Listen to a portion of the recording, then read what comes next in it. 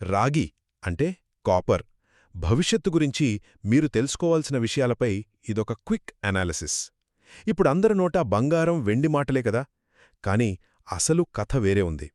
Experts అంతా ఇప్పుడు సైలెంట్గా రాగి వైపు చూస్తున్నారు. ఎందుకంటే దీన్నే కొత్త బంగారం అంటున్నారు. మరి ఎందుకలా? మొదటి విషయం ఏంటంటే డిమాండ్. ఇది మామూలు డిమాండ్ కాదు, అస్సలు ఊహించని రేంజ్లో పెరిగిపోతోంది.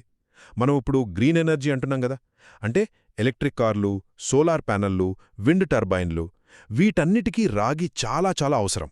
అంతేకాదు ఇప్పుడంతా ఏఐ అంటున్నాం, ఆ ఏఐ డేటా సెంటర్లో కూడా రాగి కావాలి. అందుకే దాని డిమాండ్ ఆకాశంలో ఉంది. ఇక రెండో పాయింట్, సరఫరా సంక్షోభం. ఒకవైపు డిమాండ్ అలా ఉంటే మరోవైపు సప్లై ఏమో తగ్గిపోతోంది.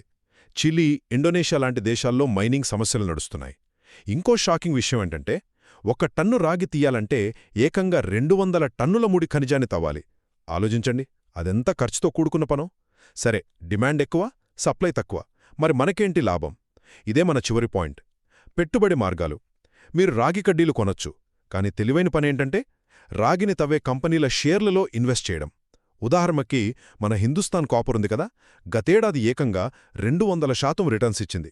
సో ఒక్క మాటలో చెప్పాలంటే పెరుగుతున్న డిమాండ్, తగ్గుతున్న సప్లై, ఈ రెండింటి వల్ల రాబోయే రోజుల్లో రాగి ఒక కీలకమైన పెట్టుబడిగా మారబోతోంది.